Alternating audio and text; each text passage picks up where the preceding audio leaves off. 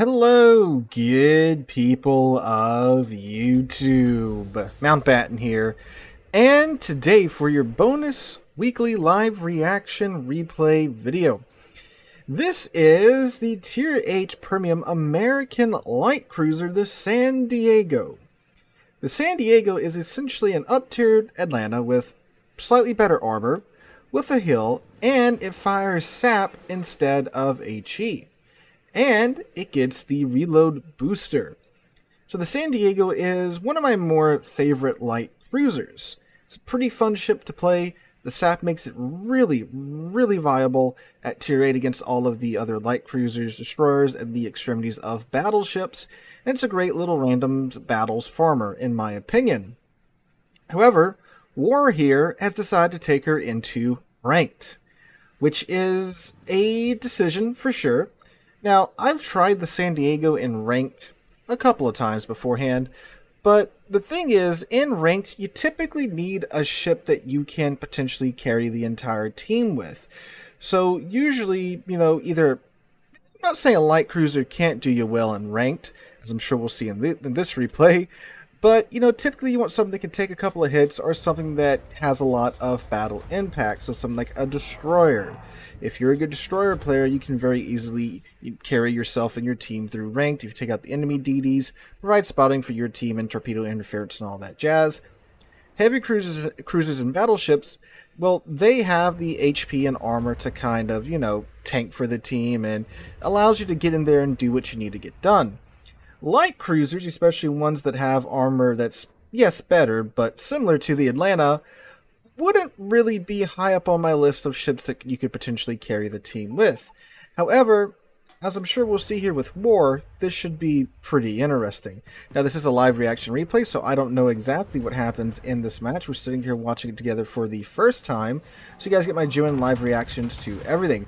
And see, ships like that, the Ipiranga, now that they're out in full access to everybody, the Pan-American battleships, light cruisers, again, would not be high up on my list of ships to take into Ranked because of their secondaries that are, well, in many cases, the same caliber as many a cruiser gun, right? He does get a little bit of HP off of that Ipiranga. Look, there's two Ipiranga in this match, right?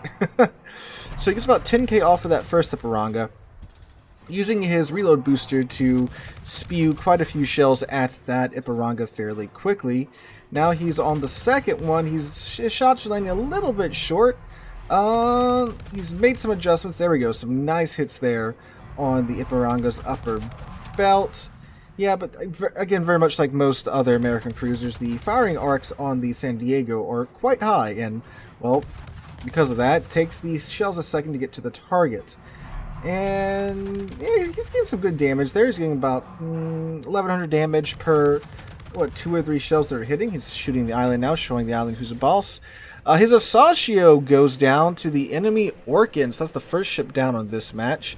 It is arms race, so he does have a reload booster and a health booster picked up already. Alright, so looks like you got a Richelieu on the other side, a Cleveland, the 2 Ipiranga, an Orkan, and a Kagero. His team, North Carolina, an Ipiranga, Bismarck, and a Cossack B, and whatever destroyer it was that got sunk. What was it? Was it an Asashio? Another interesting pick to take to Rank, considering the Asashio torpedoes can only hit battleships in this mode. So, yeah, I mean, I guess, if it is a battleship-heavy season, sure, and it probably is because of the Pan-American battleships coming out. I have not been playing too much Rank because work is stressful enough without having to come home and smash my head against the wall in Ranked. But it looks like the enemy team is pushing pretty hard down the east side of the map, and War has made this pretty smart decision to go out here to the western side and hunt down the destroyers, since that is, well, what the San Diego is good at. Does consider shooting the Cleveland there, but looks like he could not get his shells over the island. Ah, Richelieu, there's something that his SAP shells can very much pin and get good damage off of. The Richelieu is a French battleship, and French battleships are coated in 32mm of armor, meaning that, as you see here, the SAP shells, which can pin 32, are just having a field day with the Richelieu's armor when they do connect. Unfortunately, the Ipiranga has taken out the friendly Bismarck, leaving the friendly team down to just 2 battleships. So they're down 2 ships to the enemy team's 1 ship at this moment. Gets a salvo off at that Ipiranga there right before he gets behind that island. Not sure. Ooh, that could have been way worse there. I think that was from the Richelieu. Pops hydroacoustic search because he is hunting destroyers right now, and there's a very good chance some torpedoes are heading his way at the moment. Yeah, that enemy team has the eastern flank locked down pretty dang good. Iparanga, friendly Iparanga, come around the corner, unleashing a broadside upon the enemy team. Ah, yep, there are them torps. Think he can easily get out of those. Hits the brake, turns, and it's going to be close. He might take this one on the nose. There we go.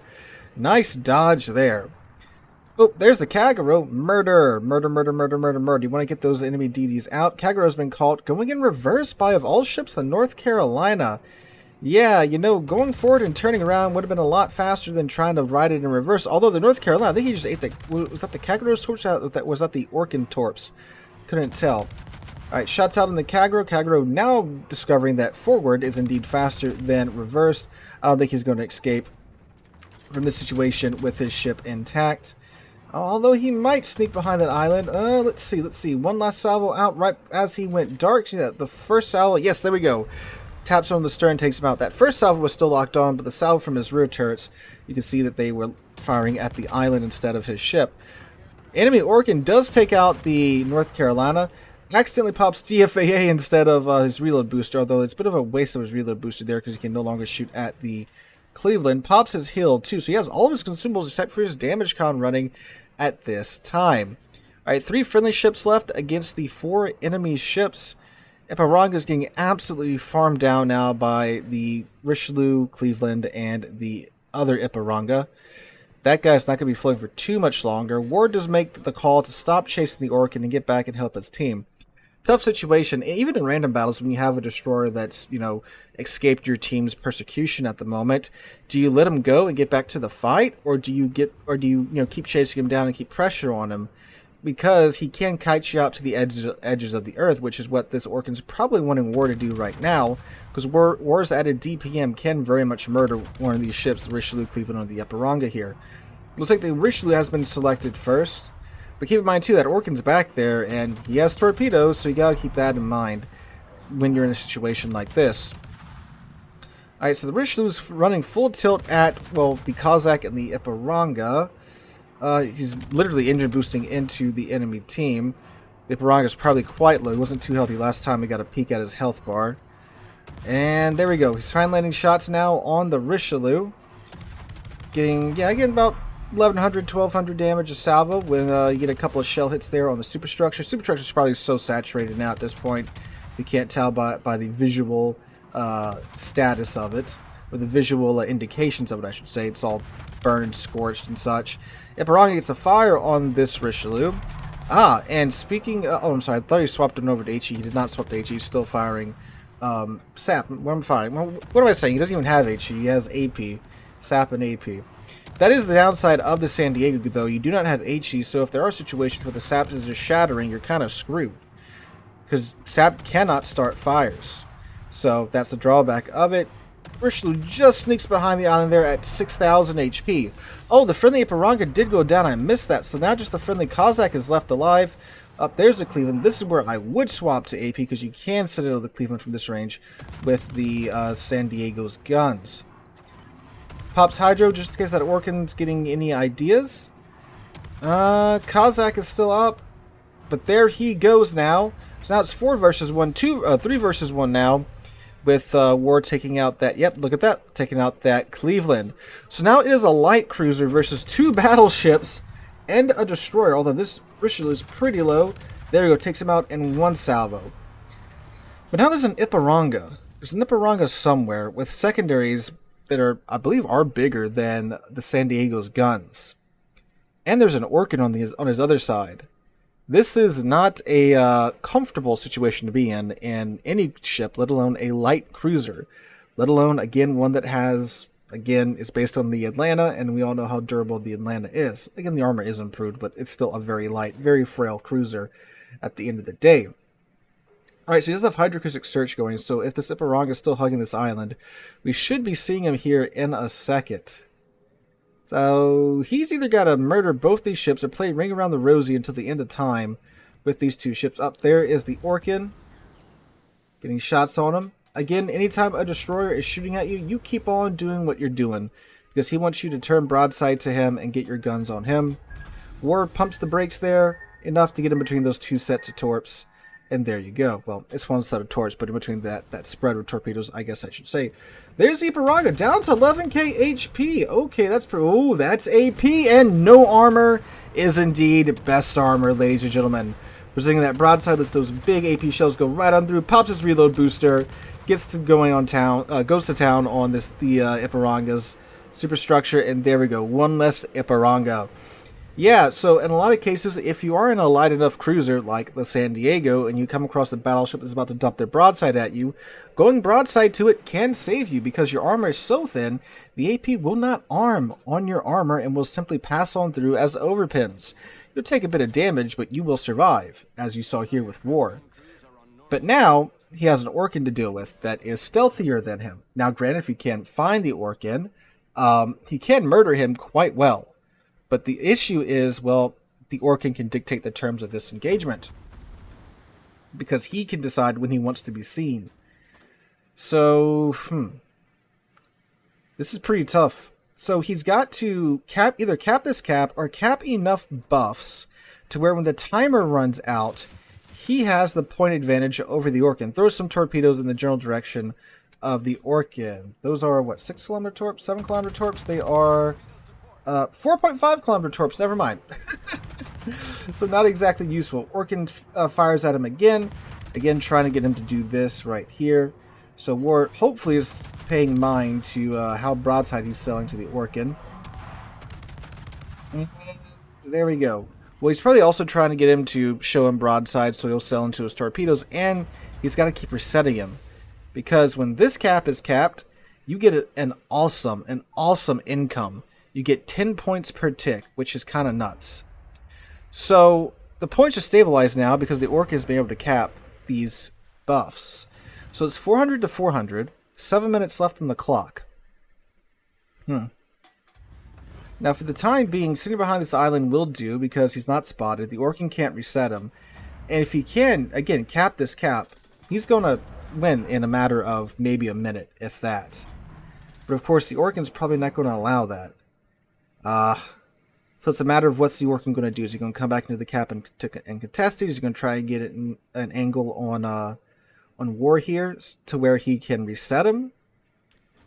If I was the Orkan, I would just dip my toe into the cap, maybe grab that damage buff, and wait and see. Now, if you do look at the minimap, you'll see that there is an incoming damage buff directly to War's right. So if he sits here long enough, that buff is going to appear and he can cap it and have the advantage. But here comes, I'm assuming the Orkan shells because he is spotted now. Yep, there goes the torps. He's no longer targeting War. Is he going to let him take the cap? Let's see. But he's going to fire at like the last second. No? He's going to let him take it. Oh no, he gets in there in the last 2 seconds to contest the cap. Alright, War pops Hydro, which will give him a bit of a notice once the Orkan wanders into his Hydro range. Points still tied, 400 to 400. Alright, but here comes the damage buff. So we know that he's spotted. So we know that the Orkan is not behind the island. He's somewhere off to the left or to the right, or I guess you could say, yep, there he is. Off to his left. I'm going to say he could get behind him somehow. War just absolutely sprays and prays in that general direction. I mean, it is a DD, it is the Orkan. So you just got to scrape it a little bit. But the Orkan does have a healing buff. So he is getting health back every second. Alright, so... I wonder if the points are flipped. Because the red team should actually be in the lead right now. Because they have more buffs than the green team. But let's see what happens here when someone grabs something. I think the Orkan picked up a buff. So I believe the points are flipped on the scoreboard.